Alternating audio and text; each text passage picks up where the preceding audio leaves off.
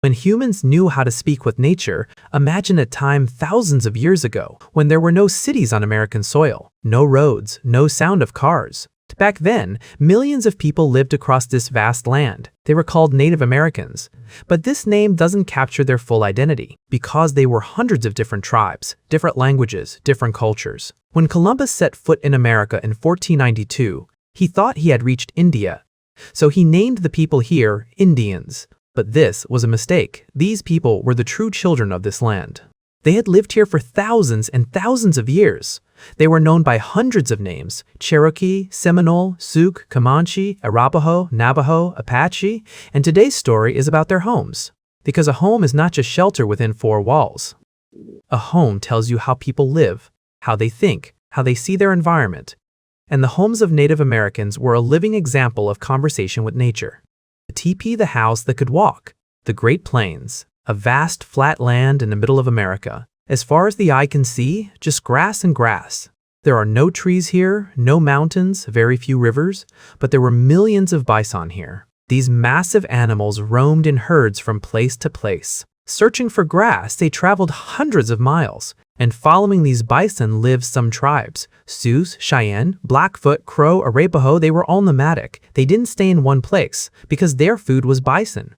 Bison meat, bison hide, bison bones, they used everything. But nomadic life had one big problem: how to build a house. If we build a stone house, we can't move. If we build a wooden house, how can we carry it? And this is where Native Americans showed their genius. They created the teepee. The word teepee comes from the Sioux language. It means used for dwelling. It looked like a cone-shaped tent, but the science and skill behind it was incredible. First, they would gather 12 to 25 long wooden poles. These were usually from pine or cedar trees. Each pole was 12 to 15 feet long. Then, these poles were tied together in such a way that they stood in a cone shape. Then came the real work. The entire frame was covered with bison hide. One teepee required 12 to 20 bison hides.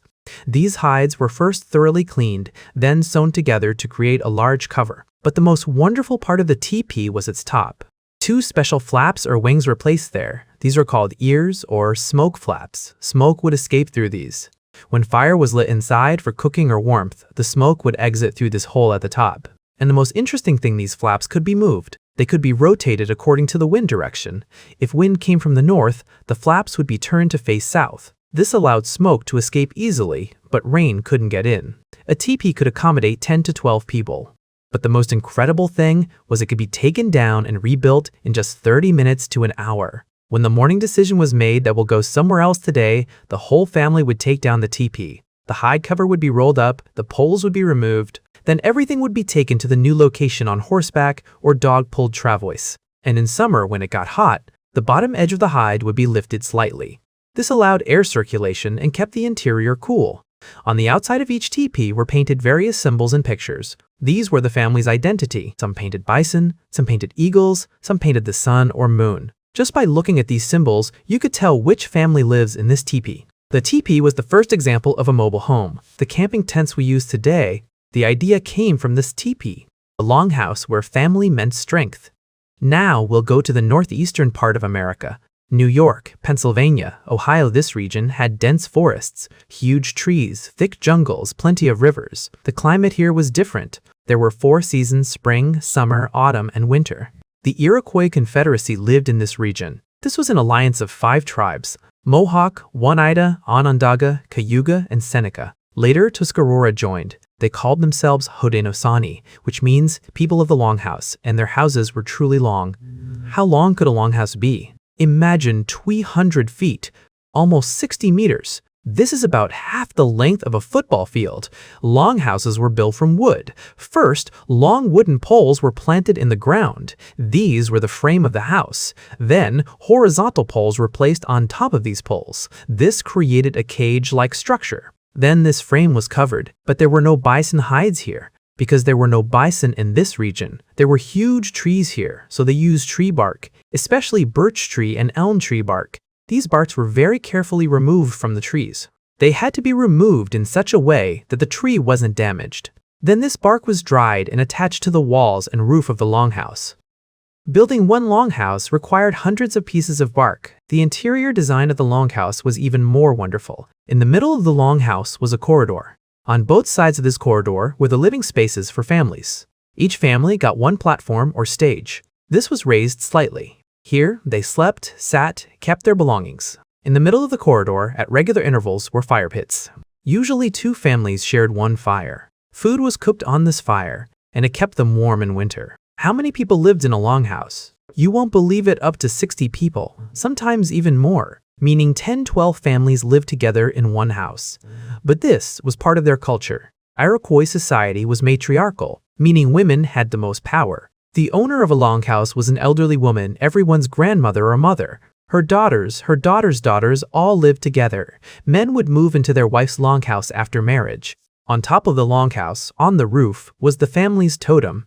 A totem was the family symbol. Some were of the turtle clan, some of the bear clan, some of the wolf clan. Just by looking at this totem, you could tell which clan's people live in this longhouse. The roof of the longhouse had several holes. Smoke escaped through these, but during rain, these could be covered with pieces of bark. At both ends of the longhouse were entrances. These doors were quite large. In winter, these were covered with animal hides to prevent cold air from entering. Inside the longhouse was a special place where food was stored. The Iroquois people were farmers. They grew corn, beans, and squash. They called these the 3 sisters, because when these 3 crops were grown together, they helped each other. After harvesting, crops were dried and hung inside the longhouse. This way, food was stored throughout the winter. The interior of the longhouse was a family's complete world. The most beautiful aspect of the longhouse was everyone lived together. Children learned from elders. Elders helped the young. No one was alone. No one was helpless. This was a kind of social security system. The Iroquois people believed family means strength, and the longhouse was the architectural form of that belief. They also called their entire political system a longhouse. The 5 tribes were like 5 fire pits in one longhouse. Everyone together was one big family. The Pueblo, the stone city now, will go to the southwestern part of America. New Mexico, Arizona, Colorado, this region was completely different. There was desert here, dry land, extreme heat, rain was very rare, trees were also scarce. There were no bison either. Different tribes lived here: Hopi, Zuni, Navajo, though Navajo came later.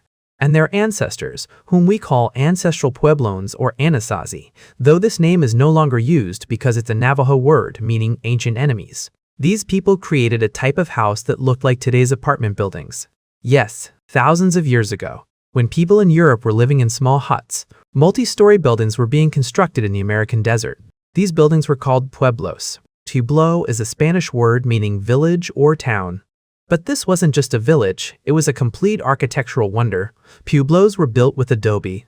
Adobe is a mixture clay, straw, water, and sometimes animal dung. This mixture was poured into a mold and dried in the sun. This created bricks. But these bricks were much more effective than ordinary bricks. During the day when it was extremely hot, about 100 degrees Fahrenheit or 40 degrees Celsius, these adobe walls absorbed the heat. So the interior stayed cool. And at night, when the temperature dropped, the walls released that stored heat, so the interior stayed warm. This was natural air conditioning, no electricity, no machines, just using nature's laws they created the most comfortable homes. Pueblo buildings were built step by step. First, the ground floor was built, then the second floor on top of it, then the third floor. Some pueblos were up to 5 stories high, but the most interesting thing, there were no doors or windows on the first floor. Yes, you read that right. The first floor was completely closed. Why? For security. If enemies attacked, they couldn't easily enter. Then how did people get in? They used ladders. On the roof of the second floor was a hole. You had to climb down through that hole using a ladder. In times of danger, the ladder was pulled up. This way, the house became a fortress. A Pueblo town could have 1,000 or more people living in it. Imagine thousands of years ago, in the middle of a desert, a city where thousands of people were living together. The roofs of pueblos were flat. These roofs were the center of social life. In the evening, people would sit on the roof, tell stories, watch the stars, children played. Women dried grain. Inside the pueblo was a kiva, a special circular room.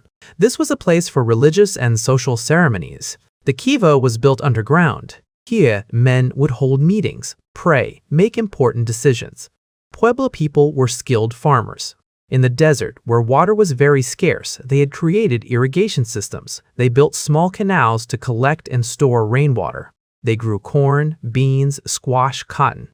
And the most incredible thing, many pueblos still survive. Taos Pueblo in New Mexico is almost 1,000 years old, and people still live there. It is America's oldest continuously inhabited building. A Como Pueblo, called Sky City, was built on top of a stone mesa, 367 feet high. Imagine, 1,000 years ago, people built a city this high, and it still exists today. Other houses, an ocean of diversity. Teepee, Longhouse, and Pueblo, these three were the most famous. But Native Americans had many other types of houses. Because each region's climate was different, each tribe's needs were different. Wigwam, Algonquian tribes in the northeastern region built wigwams. This was dome-shaped. Wooden poles were bent to create the frame, then covered with birch bark or grass. It was small, usually for one family. Hogan, the Navajo tribe built hogans. This was octagonal or circular, made of wood and earth. The door always faced east, because they believed blessings came from the sunrise. Chickee, the Seminole tribe of Florida built chickees. This was basically a roof and a platform with no walls, because Florida is hot and humid all year. If there were walls, air couldn't circulate. The roof was made of palm leaves, which blocked rain but allowed air to pass through. Plank house. Tribes in the Pacific Northwest region, like Chinook, Tlingit, built huge houses from wooden planks. This region had forests of giant pine and cedar trees. They cut these trees to create long planks. These houses were 50-60 feet long. Carved on the walls and front posts were totem poles the family's history and identity. Wattle and Daub house. Tribes in the southeastern region, like Cherokee, Chickasaw, built this type of house. Wattle means woven wooden frame, and Daub means clay plaster. A lattice or fence-like structure was made from wood, then clay was applied over it. When dried, it became a solid wall. Igloo. Inuit people in the Arctic region built igloos. Yes, houses made of ice. Where there was no wood, no soil, they used what was available: ice and snow. Ice blocks were cut and arranged in a dome shape to create a house. And incredibly, the inside of this ice house was 20-30 degrees warmer than outside, because ice is a good insulator. A lesson we forgot. Now let me get to the real point. There's a big reason behind telling all these stories about houses. This is not just history. This is a lesson that we have forgotten. Native Americans taught know your environment. Don't fight with it, live in harmony with it. In the Great Plains, where there are no trees, where wind blows like a storm, they created the teepee, which can be easily moved, which doesn't blow away in storms, which fits their nomadic lifestyle.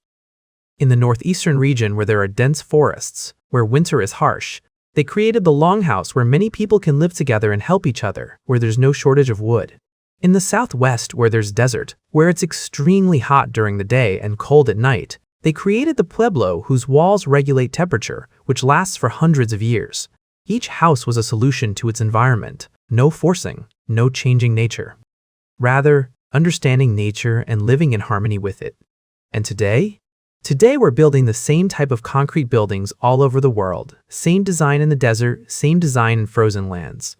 Then we're using huge air conditioners, heaters, electricity. Native Americans didn't have any air conditioners, but their pueblos were cool inside. They didn't have any central heating, but their teepees and longhouses were warm.